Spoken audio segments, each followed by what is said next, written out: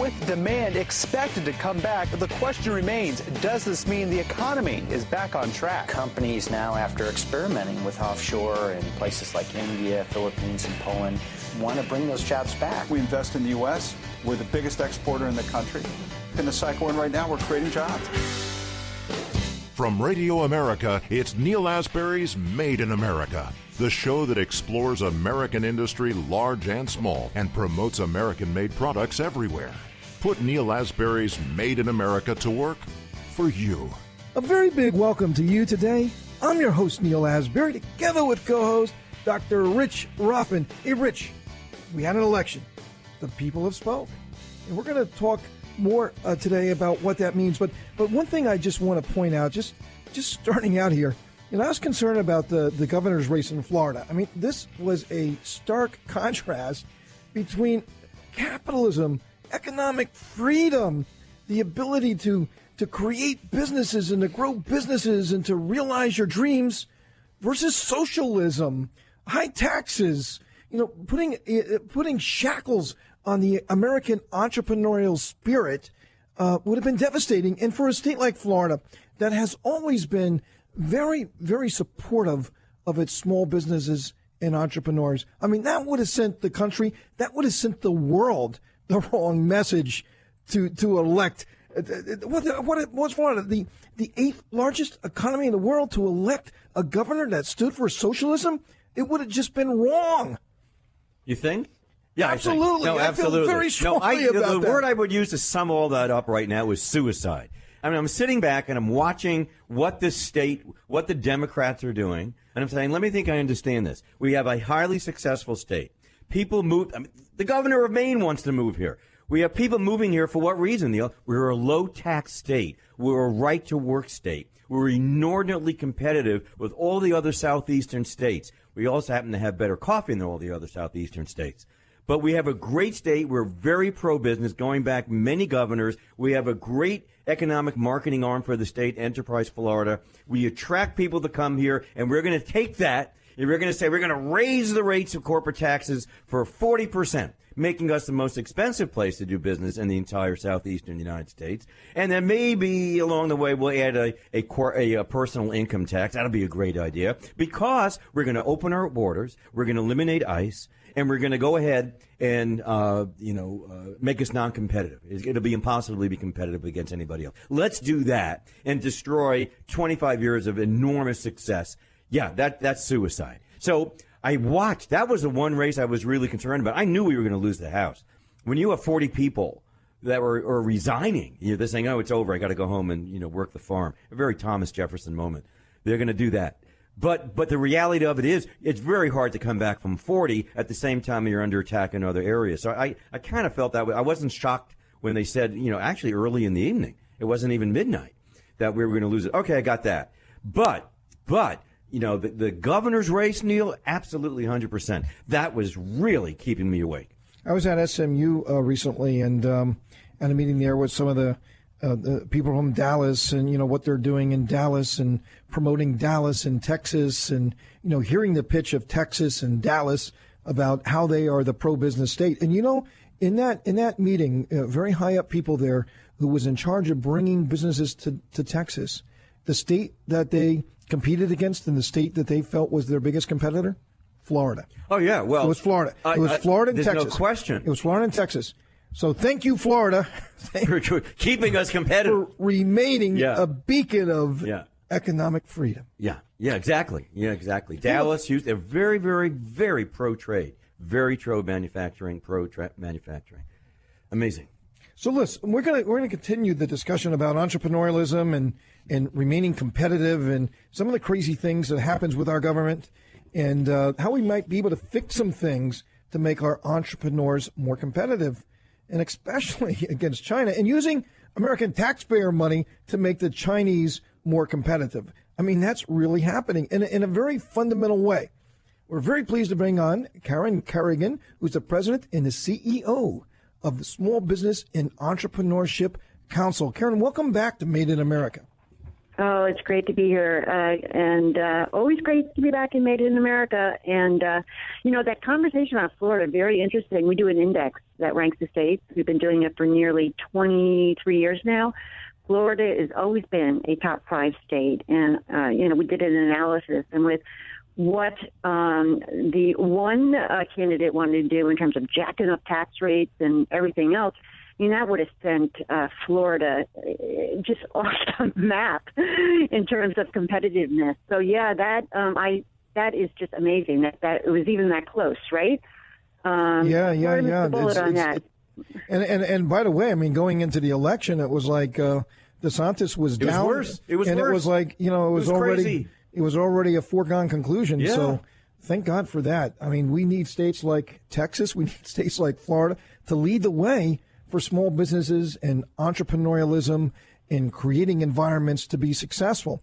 And another way that we can lead the way is to not make our entrepreneurs and small businesses have to compete against China in a very, very unfair way with American taxpayer money, with the U.S. Postal Service actually subsidizing and losing, over $300 million a year? I mean, how much do these people lose? It's an outrageous amount of money.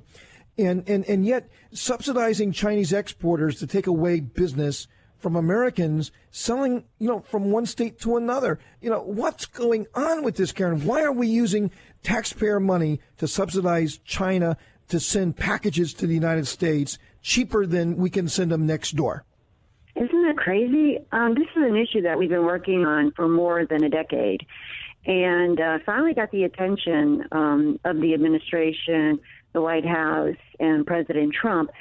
So this entity called the Universal Postal Union, which was established back in 1874 with 22 countries. I mean, it had good ideals when it began. Let's get packages and and mail delivered efficiently throughout the world. And bring down barriers to do that. But then, since the 1960s, the UPU started setting what's called these terminal dues rates, and they gave really competitive advantage, or just like better prices, if you will, to developing countries. And China was one of those developing countries. So, but what happened, right, over the past 25 to 30 years? Obviously, China has become more developed. The explosion in e-commerce, yet Chinese companies, Chinese exporters, were still getting these incredibly low rates to ship stuff into our country, less than $2 for some products. Meanwhile, it costs American small businesses to ship, things across their state line for $8 to $10 to $15 or more. And if they wanted to ship it back over to China, we're talking, $15, $20, $30, $40. So anyway, this UPU went awry. Obviously, we've been pushing the State Department, the administration to focus on this. And they haven't. They've just ignored it until this administration. And so President Trump basically ordered the State Department at this next meeting of the UPU to start negotiating better rates and to move the system into the modern economy, or else we're going to move or leave this Universal Postal Union. And we got blown off at that meeting in September. And shortly thereafter, the president said, "Look, we're going to leave this this UPU. We're not going to be in it anymore, and we're going to set our own rates. So goodbye." And so now the UPU is coming back to say, "Look, okay, we can straighten this out. We want the United States to be part, of this whole system, because there are always going to be issues that we have to work on." But I got to tell you, it was such a crazy system. One, it was very much a disadvantage for our small businesses. Our United States Postal Service was losing, by a couple of years, they'll be losing $300 million a year. I think last year they lost $170 million. It enabled intellectual property theft, counterfeiting in those countries, and then shipping, U.S. counterfeits, and then shipping them back here. Obviously at low prices. Well, yeah, Karen, unfortunately we're out of time, but I got to tell you, I'm a member Actually, I'm a board member of IHA, the International Housewares Association, here in the United States, representing all of the businesses in the housewares industry, many of the small businesses and entrepreneurs that would be negatively impacted by this crazy universal postal union agreement that we had. And it's a big issue for us. In fact, we talk about it quite a bit, and that something needs to be done because it is really hurting American businesses every day by this subsidized freight coming over from China, taking away business from our small businesses. Absolutely crazy, but something's being done, and hopefully this will be behind us, and we'll take that competitive disadvantage away here very soon. Absolutely, and things are getting done, and hopefully this will be resolved very quickly. But you're right; it's all small businesses have been impacted, and our IP has been stolen. But we're going to get to competitive real rates and sort of move China, back into the into the 21st century in terms of reality. They got to pay their way. Hey, Karen, thanks for being on the show. You bet. Thank you. Coming up, Dr. Rothman and I are going to have a lot of thoughts here about some of the things that went on this week that impact your jobs. Made in America.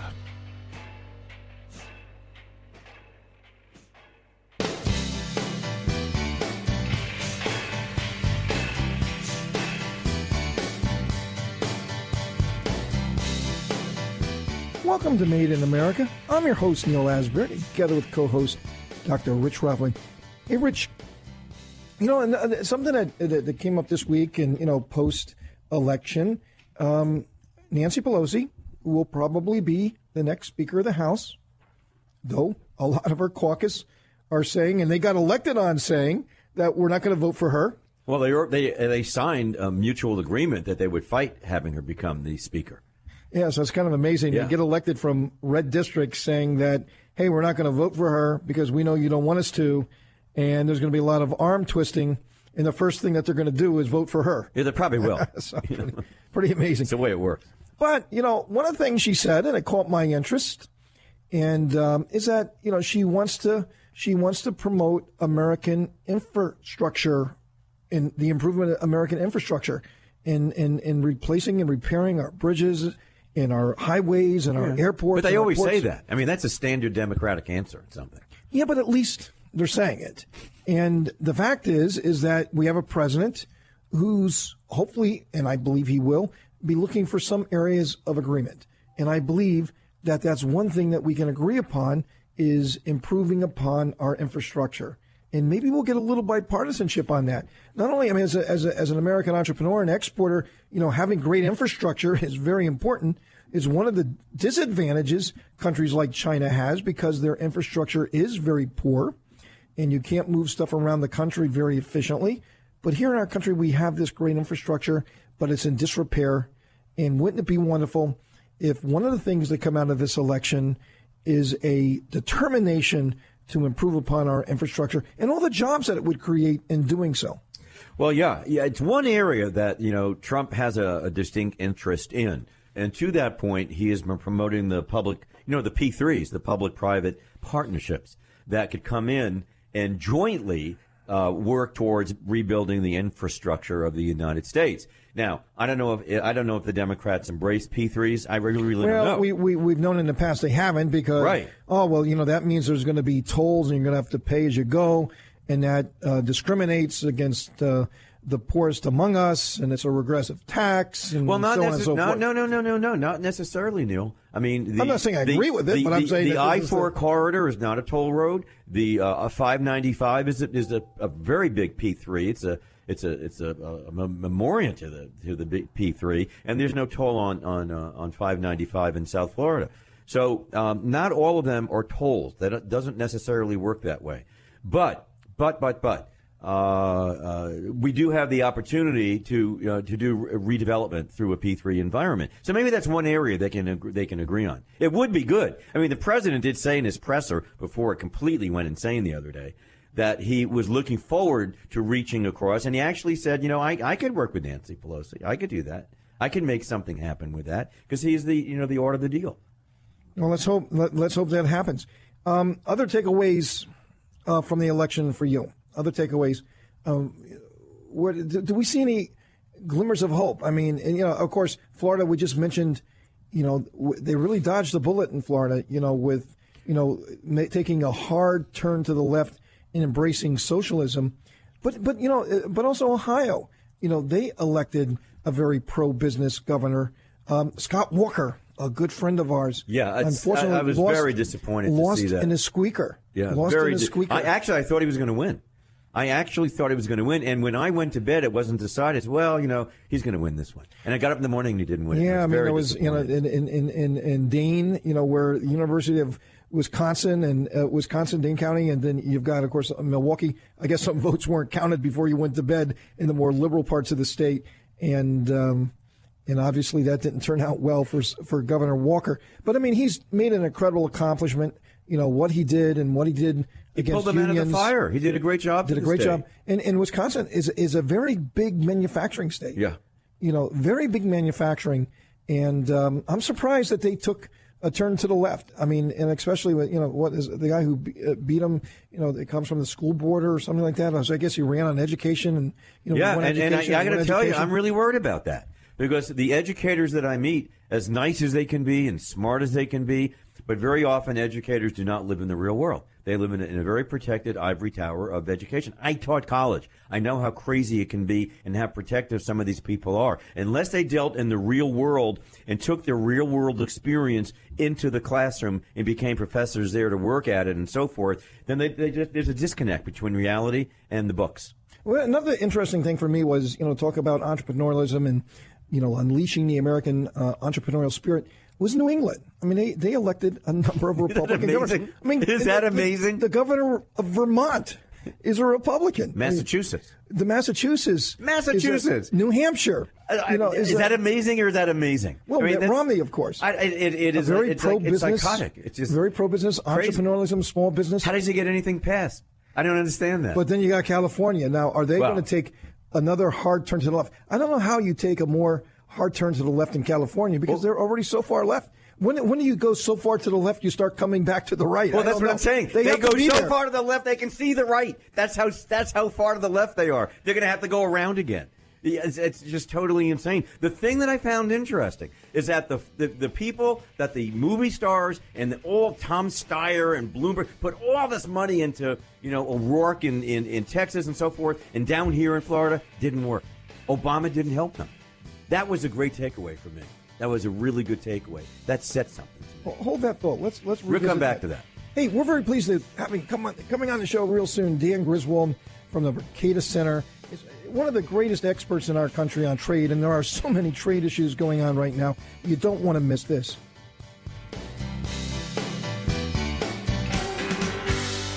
Made in America.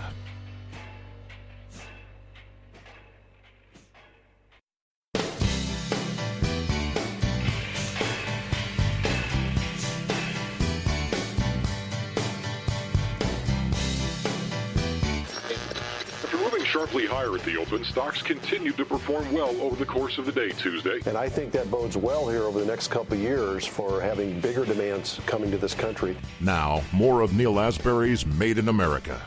A very big welcome to you today. I'm your host, Neal Asbury, together with co-host Dr. Rich Ruffman. Hey, Rich, with this election, it's going to be fascinating to see what happens with our trade negotiations, our trade relations. This agreement that President Trump, together with Mexico and Canada, just negotiated, the U.S.-Mexico-Canada trade agreement to replace NAFTA, has to get approved by Congress. And that means the House of Representatives. Are they going to be favorable? Are they going to, be unfavorable to this? It'll be very interesting to see what happens with that. The whole thing that's going on with China right now.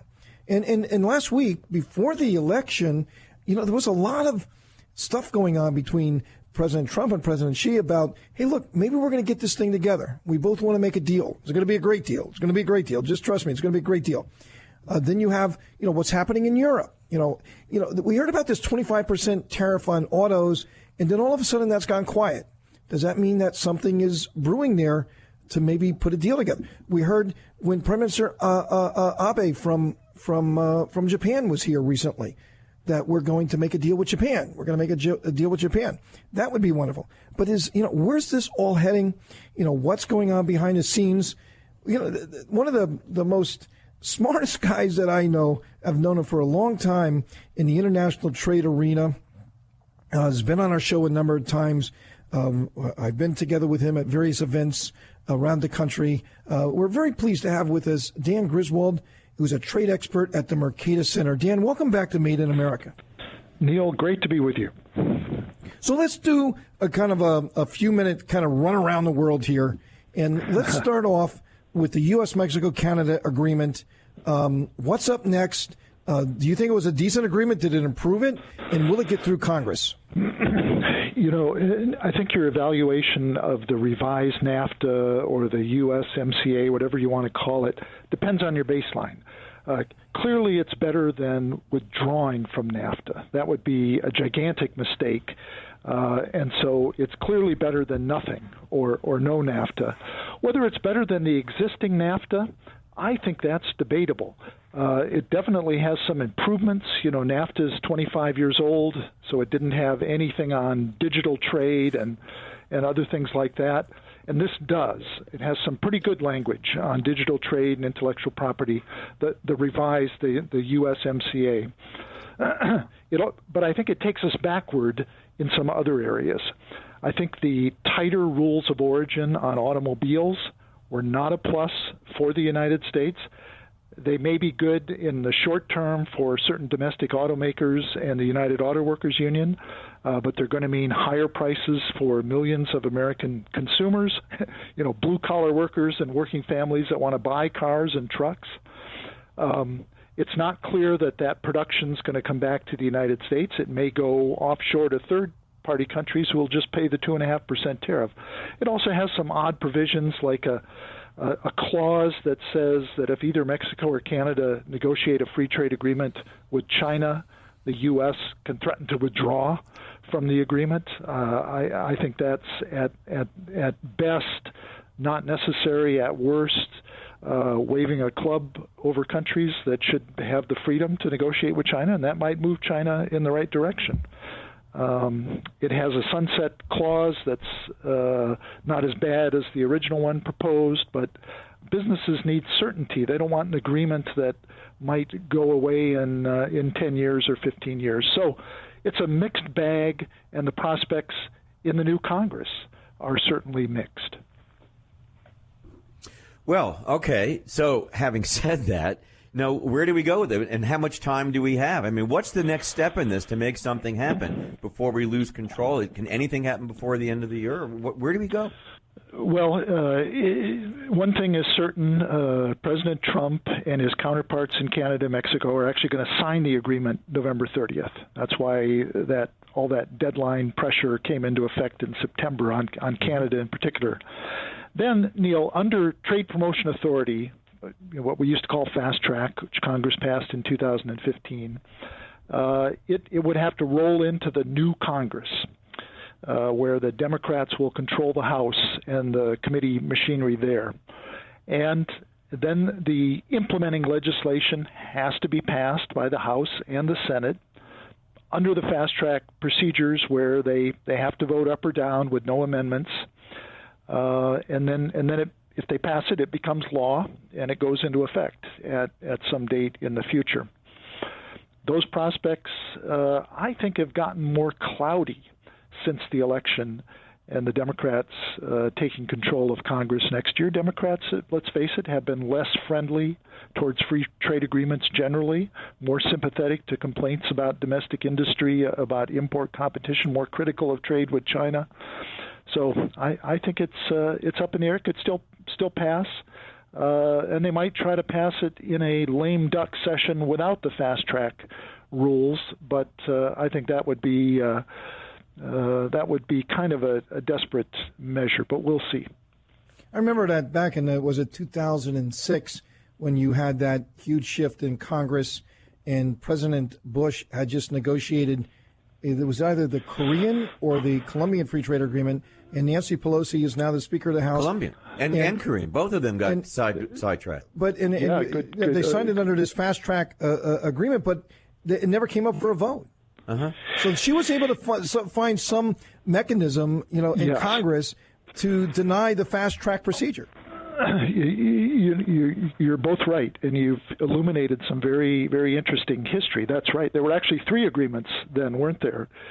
It was Panama, Colombia, and South Korea, and they were all headed to a vote under Trade Promotion Authority. But yes, when the Democrats and Speaker Pelosi came to power in 2007, they put them on the shelf.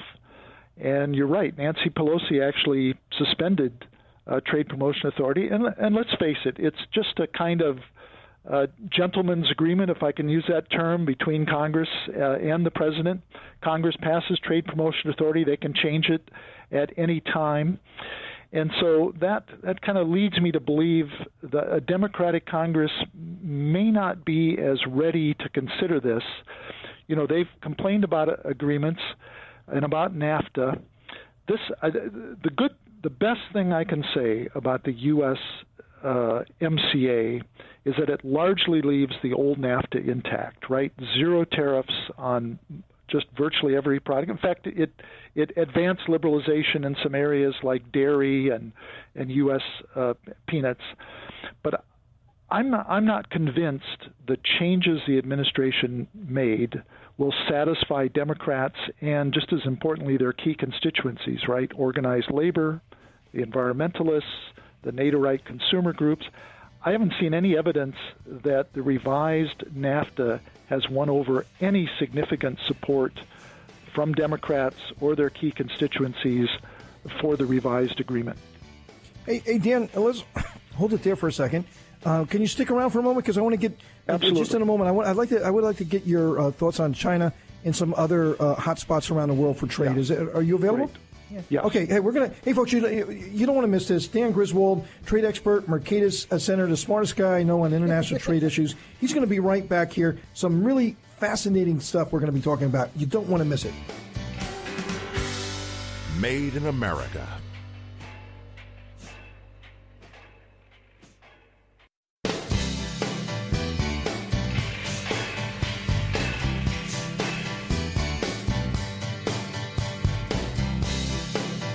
Welcome to Made in America. I'm your host, Neal Asbury, together with co-host Dr. Rich Ruffin, and we're together with Dan Griswold, trade expert from the Mercatus Center. Mercatus Center. I'm thinking about my good buddy Mercator, the guy who made all the maps. It's a map moment, yes. The Mercator projection. Yes, but we're very pleased to have Dan with us talking about trade. Just talked about the U.S.-Mexico-Canada agreement and what's in store in Congress. Hey, Dan, one thing that I might disagree a little bit with, I'm an American manufacturer. I own 6 plants here in the United States. I own a plant also in China. So I have manufacturing in both places. I do more manufacturing here than I do there. But I appreciate China. They're hardworking people. But the people who work for me there are tremendous. People who work for me here are also tremendous. So I kind of see both sides of the world. But I will say China has been very unfair. It has been. Intellectual property. So many of my products are in China. They're fake. I even have patents in China. And it's so impossible to enforce them. You do everything right and you still lose. I mean, there's something fundamentally wrong here when that kind of thing happens. So when President Trump or the new NAFTA said to U.S. and Canada, to Mexico and Canada, that hey, look, if you make a free trade agreement with China, we can pull out of this thing because they're not free traders. And if you're going to replace our business with their business when they totally manipulate the marketplace, which they do, we may have troubles with that. If we're going to give you the best access to our market, you got to be fair to us. So, reading the tea leaves right now, last week, a lot of positive things between President Trump and President Xi. Do you see anything going on that might resolve this and make the United States and China a much more fair marketplace? Yeah. First, Neal, I generally agree with you that there's we have a lot of issues with China, and they have a lot of policies that I wish were different. I wish were more market friendly. We do have to remember they were a closed totalitarian economy even 40 years ago, so they've come a long way from that. But yeah, the reform of the last 30 years has stalled out, and if anything has moved back somewhat. The question is, what do we do about it? What's the best approach for the United States?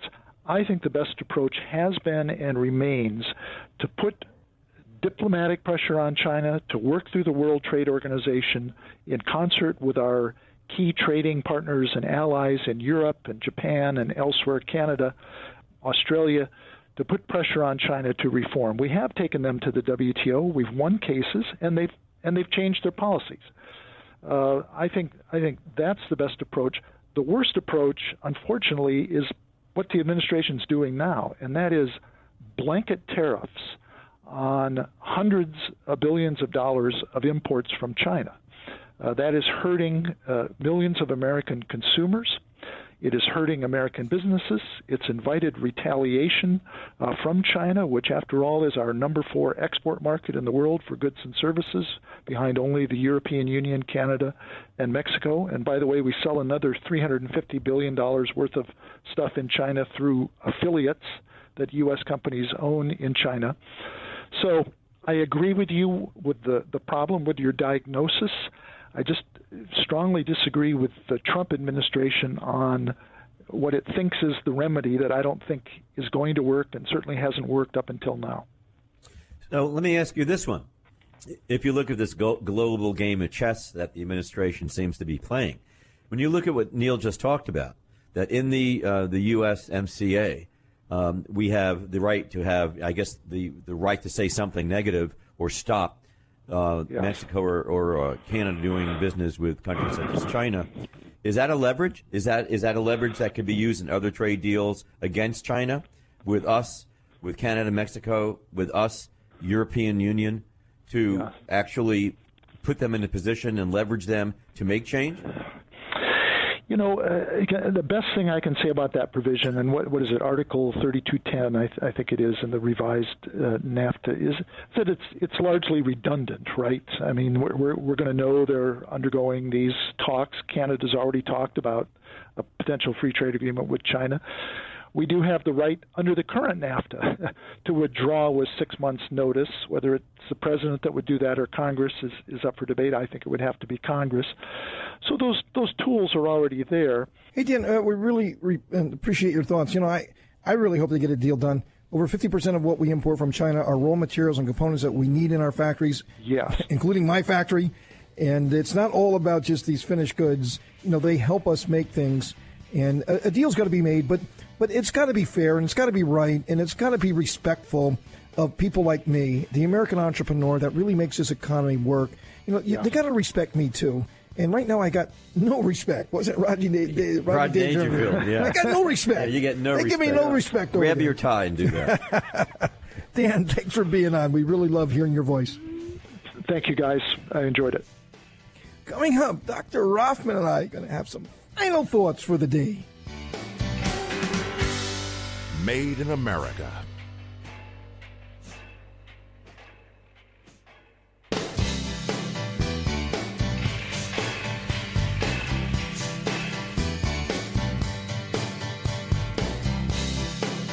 Welcome to Made in America. I'm your host, Neal Asbury, together with co-host Dr. Rich Rothman. Hey, Rich, you know, I kind of think that this provision within the new NAFTA, the U.S.